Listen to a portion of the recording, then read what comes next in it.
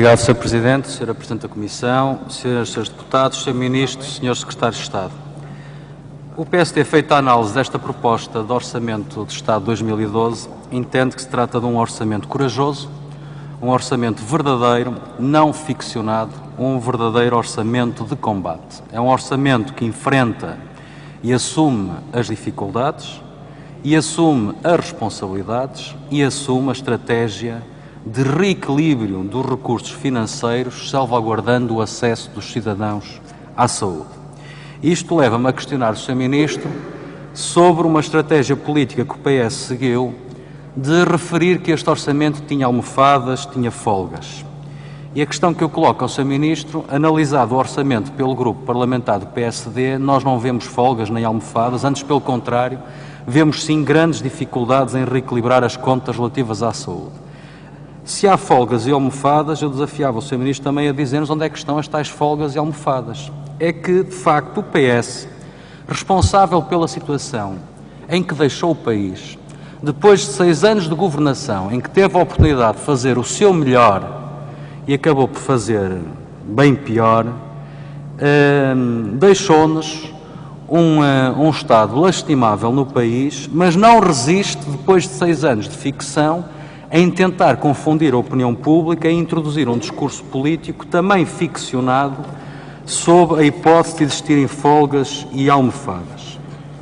Este descalabro orçamental verifica-se, agora que é possível de facto ter acesso às contas todas e verificar a situação que nos é legada, verifica-se ao nível do financiamento do SNS, em que de facto em 2008, o financiamento do SNS era de 7.900 milhões de euros e em 2010 passa para 8.848 milhões de euros. Ou seja, em 2 anos, os anteriores responsáveis governativos subiram o financiamento do SNS, à custa, claro, do Orçamento do Estado, em mais 950 milhões de euros, mais 12%. Num período em que o PIB desceu em 2008 0,35%, num período em que o PIB desceu em 2009 2,14% e em 2010 aumentou 0,91%, ou seja, completamente em contraciclo. No mesmo período, verifica-se também a questão das dívidas aos fornecedores e aqui verificamos um aumento em 2 anos de mais de 100%. 100% de dívidas aos fornecedores.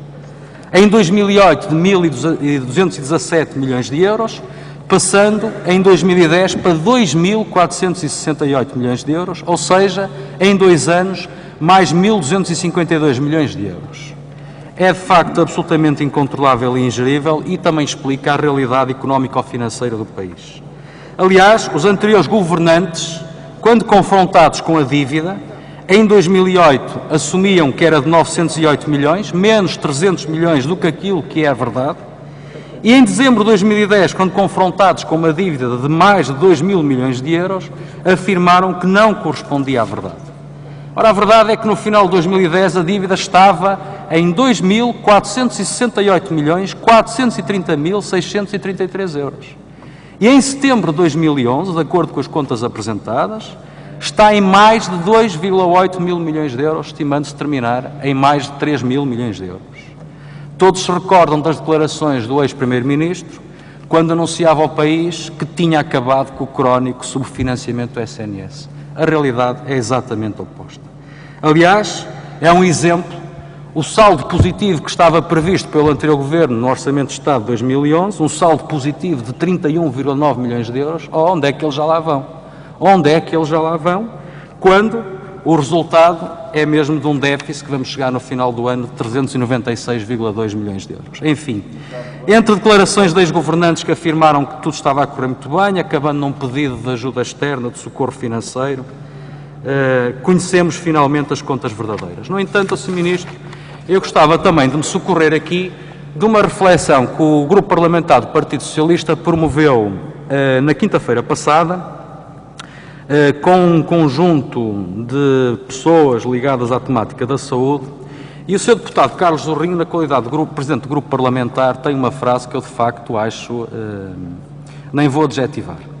Eu vou lê-la citando: na perspectiva de Carlos Lourinho, o setor da saúde em Portugal tem excelentes indicadores e possui um nível de universalidade de acesso que é mais prejudicado pelos transportes do que pela oferta. Eu acho isto aqui um raciocínio, depois de uma manhã inteira de debate, absolutamente extraordinário. Ou seja, o acesso à saúde tem como principal obstáculo os transportes. Ora, se considerarmos que o anterior Governo deixou o setor dos transportes numa situação de pré-falência, com um déficit estimado de mais de 18 mil milhões de euros, eu gostava da sua opinião, Sr. Ministro. De facto, se considera que o problema da saúde são mesmo os transportes ou é a situação de descalabro financeiro que existe? E passava agora a palavra ao meu colega Luís Valles.